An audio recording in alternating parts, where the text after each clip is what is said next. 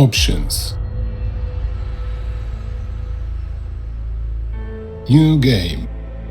Choose game mode. Story mode. You decide. Put on your headphones, close your eyes, and watch the story in your imagination. Click the play. Edgar Allan Poe. The Oval Portrait.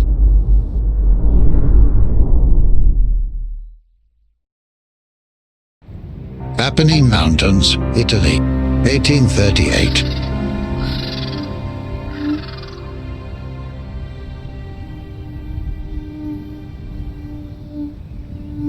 Sir, I found a trace! This way! Press the spacebar to reveal the rest of the story. I think I can see the path. Close. They're close. Let's find out what they're debating so much. Sir, it's dangerous out there. My dear Pedro, what would the life be without satisfying curiosity with a little adventure? Sir, I strongly insist you not to stray from the path. Stay where you are, Pedro. Be right back. Press the spacebar to reveal the rest of the story.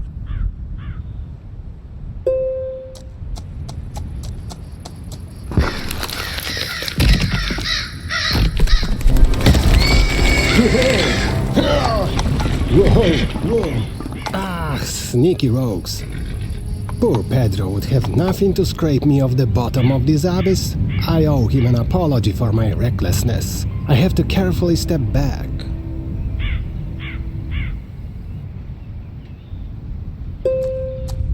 Is everything alright, sir? Indeed, my friend. And thank you for your concern.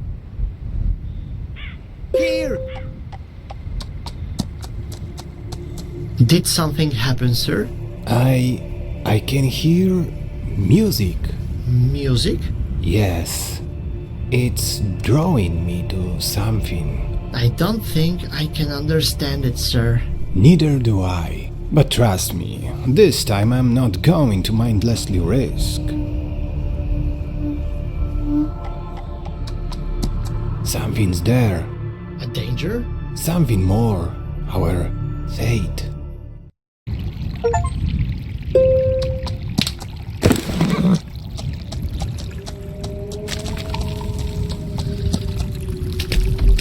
Attention!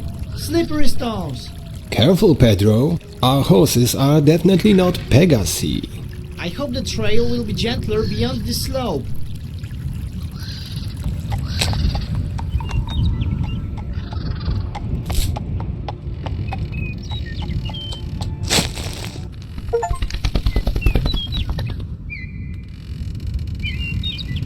Let us pause for a moment, my friend, and listen to the music of this little creature. Have you ever wondered, dear Pedro, why a bird sings? I think, sir, that he wants to interest the bird maiden in his petite person. Can a bird really want something? Do we create beauty and harmony by the power of our will, or do they flow from the nature of the world?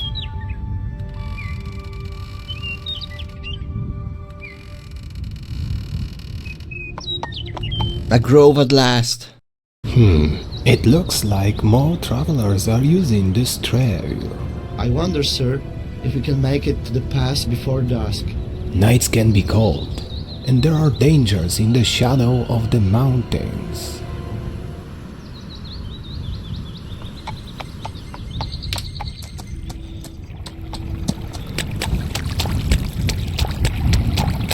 Sir, let's stick to the road.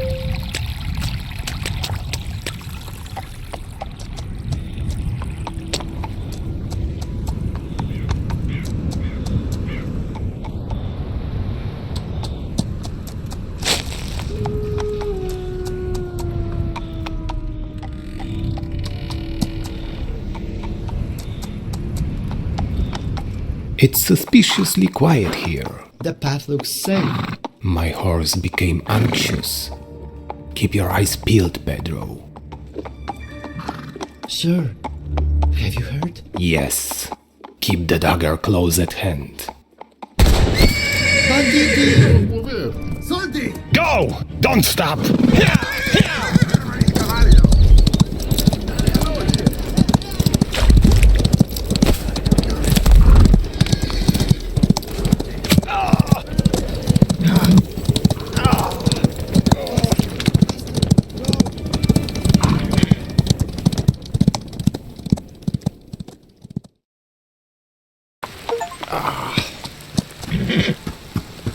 Sir, you are bleeding.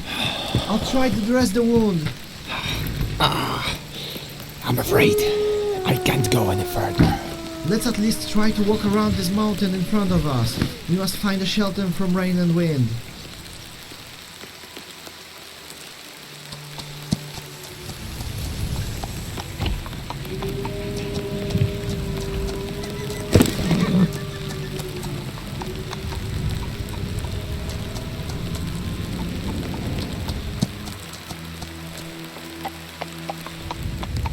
The sun had been set above an hour, but the horizon still retained somewhat of a saffron brilliancy, and the whole dome of the sky had an appearance of transparency, peculiar to this enchanting climate, which seemed to diffuse a more soothing twilight over the reposing world. In the southeast, the outline of Vesuvius appeared distinctly, but the mountain itself was dark and silent. Sir, I'm afraid Vesuvius is in a different province. Don't worry, Pedro, I haven't lost my mind. The fever brought me an excerpt from a novel by a great writer.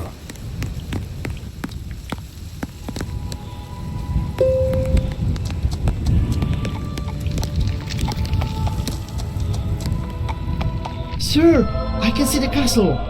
Hold on a little longer.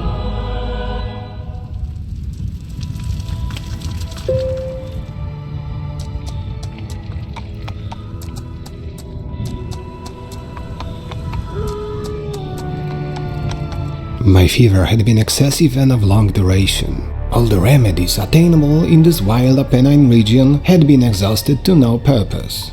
My valet and sole attendant in the lonely chateau was too nervous and too grossly unskillful to venture upon letting blood, of which indeed I had already lost too much in the affray with the banditti. Neither could I safely permit him to leave me in search of assistance.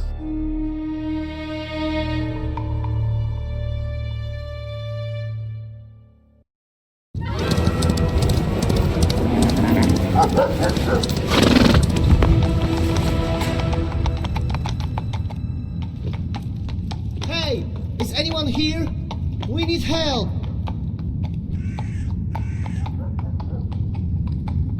Hey, travelers in need. We have no hostile intentions. Sir, it looks like no one's here. The buildings are well kept. Probably the owners have recently left.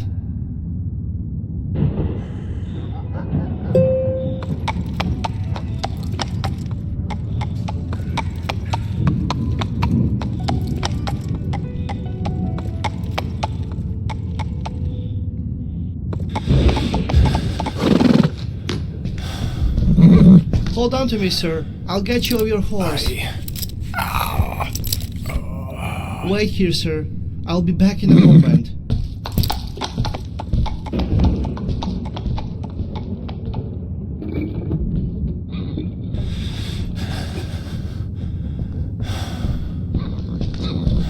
Please lean on me. We need to get to the door.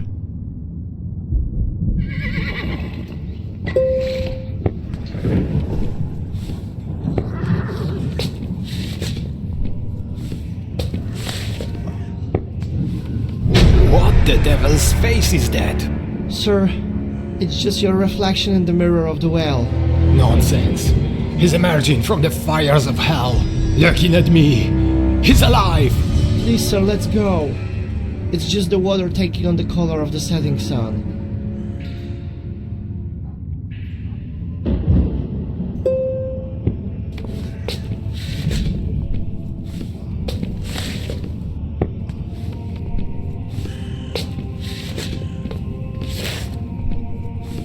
We are already at the door. You will rest in a moment.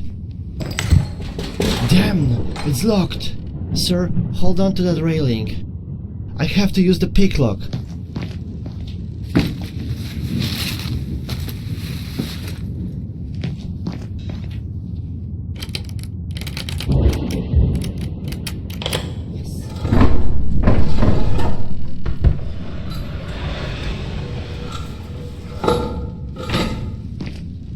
Let's go. The chateau into which Pedro had ventured to make forcible entrance, rather than permit me, in my desperately wounded condition, to pass a night in the open air, was one of those piles of commingled gloom and grandeur which have so long frowned among the Apennines, not less in fact than in the fancy of Mrs. Radcliffe. To all appearance it had been temporarily and very lately abandoned.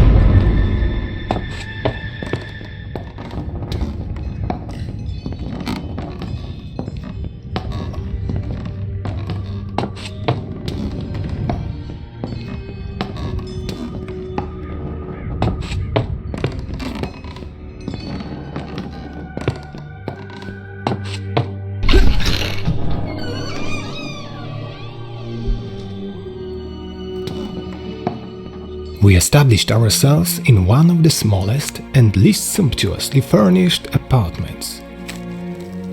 It lay in a remote turret of the building. Its decorations were rich, yet tattered and antique. Its walls were hung with tapestry and bedecked with manifold and multiform armorial trophies, together with an unusually great number of very spirited modern paintings in frames of rich gold and arabesque.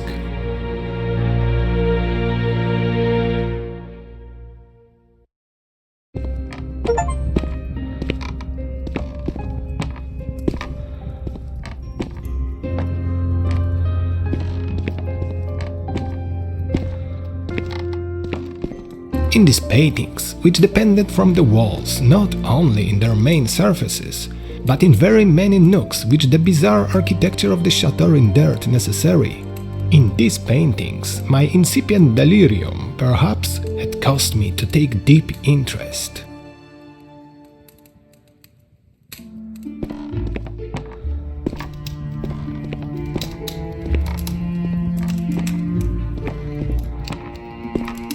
So that I bade Pedro to close the heavy shutters of the room, since it was already night, to light the tongues of a tall candelabrum which stood by the head of my bed, and to throw open far and wide the fringed curtains of black velvet which enveloped the bed itself.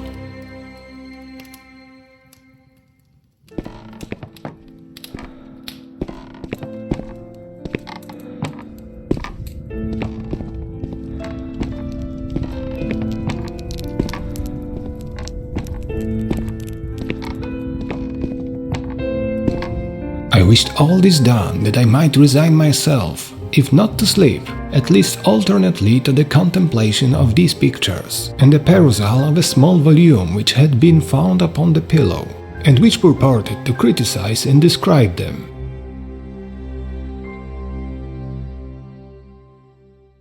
I need to walk quietly so as not to wake Pedro.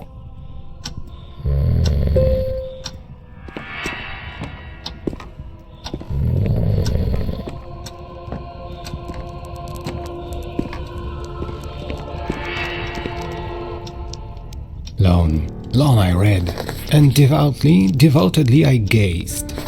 Rapidly and gloriously the hours flew by, and the deep midnight came. The position of the candelabrum displeased me, and outreaching my hand with difficulty, rather than disturb my slumbering valet, I placed it so as to throw its rays more fully upon the book.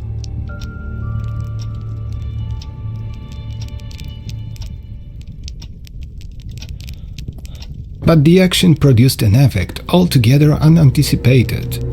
The rays of the numerous candles, for there were many, now fell within a niche of the room, which had hitherto been thrown into deep shade by one of the bedposts. I thus saw in vivid light a picture all unnoticed before. It was the portrait of a young girl just ripening into womanhood. I glanced at the painting hurriedly and then closed my eyes. Why I did this was not at first apparent even to my own perception. But while my lids remained thus shut, I ran over in my mind my reason for so shutting them. It was an impulsive movement to gain time for thought, to make sure that my vision had not deceived me, to calm and subdue my fancy for a more sober and more certain gaze. In a very few moments I again looked fixedly at the painting.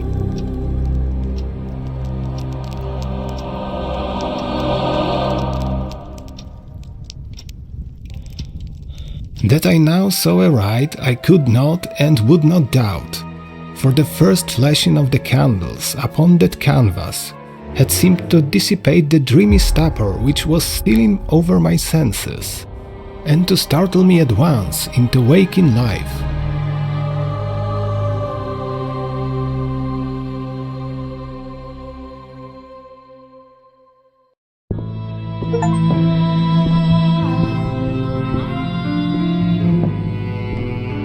The portrait, I have already said, was that of a young girl.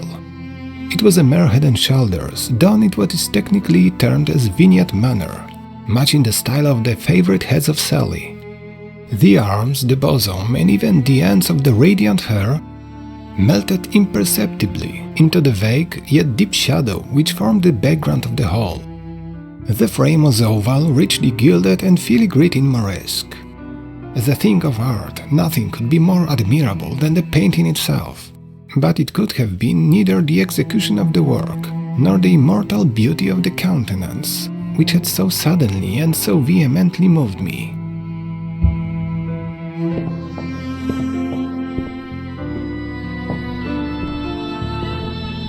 Least of all could it have been that my fancy, shaken from its half-slumber, had mistaken the head for that of a living person?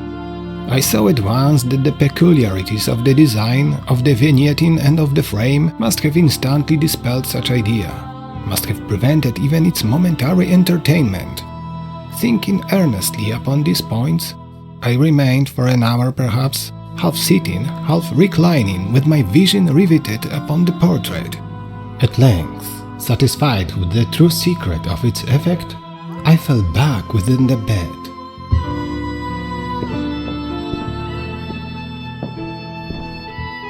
I had found the spell of the picture in an absolute lifelikeness of expression, which at first startling, finally confounded, subdued, and appalled me. With deep and reverent awe, I replaced the candelabrum in its former position. The cause of my deep agitation being thus shut from view, I sought eagerly the volume which discussed the paintings and their histories. Turning to the number which designated the oval portrait, I there read the vague and quaint words which follow.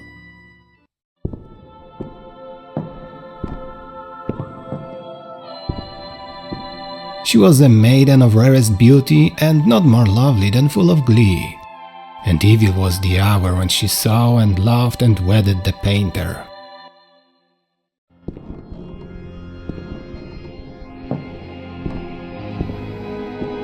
He, passionate, studious, austere, and having already a bride in his heart,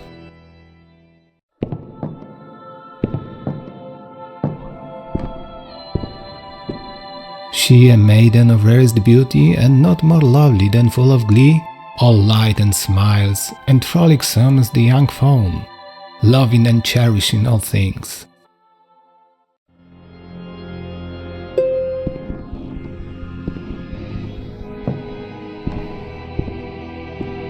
Hating only the art which was her rival, dreading only the palette and brushes and other untoward instruments which deprived her of the countenance of her lover. It was thus a terrible thing for this lady to hear the painter speak of his desire to portray even his young bride. But she was humble and obedient, and sat meekly for many weeks in the dark, high-turret chamber, where the light dripped upon the pale canvas only from overhead.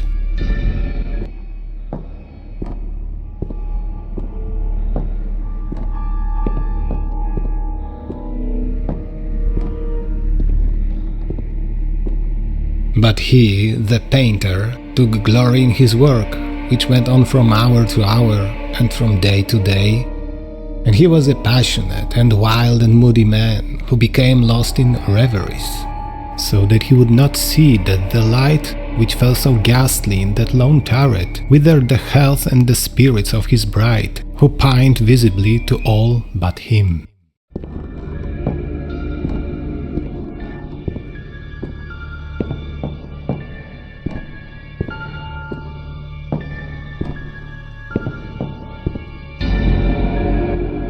Yet she smiled on and still on, uncomplainingly, because she saw that the painter who had high renown took a fervid and burning pleasure in his task, and wrote day and night to depict her who so loved him, yet who grew daily more dispirited and weak.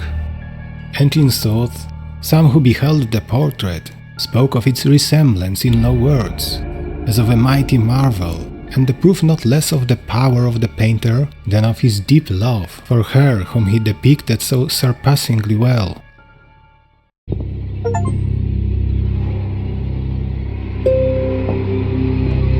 But at length, as the labor drew nearer to its conclusion, there were admitted none into the turret, for the painter had grown wild with the ardor of his work and turned his eyes from canvas merely, even to regard the countenance of his wife. And he would not see that the tints which he spread upon the canvas were drawn from the cheeks of her who sat beside him.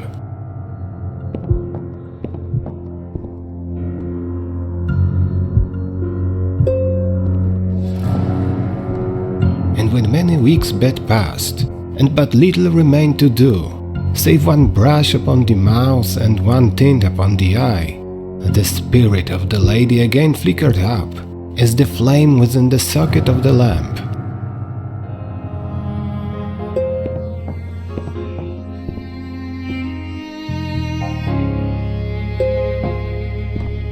And then the brush was given, and then the tint was placed, and, for one moment, the painter stood entranced before the work which he had wrought.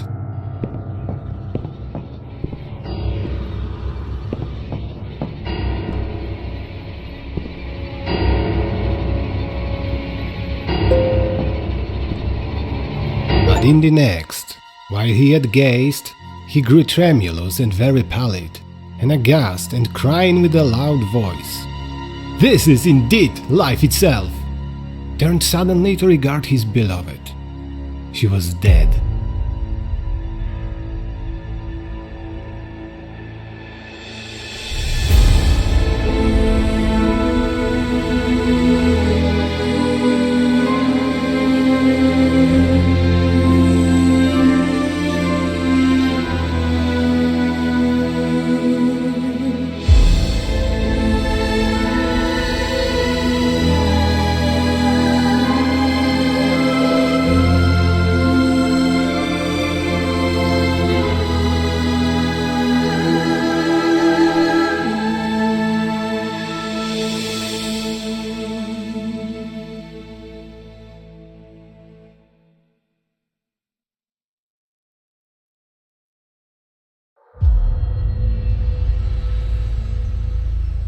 Continue.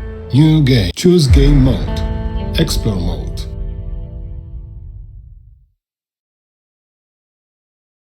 Explore. Put on your headphones. Close your eyes. Edgar Allan Poe. The Oval Portrait.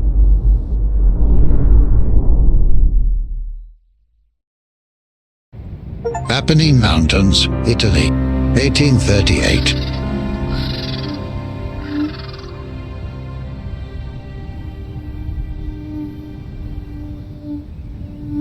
Sir, I found a trace! This way! Servant Pedro is calling from the right. Press the right Exit arrow to on main your menu. key. Quit.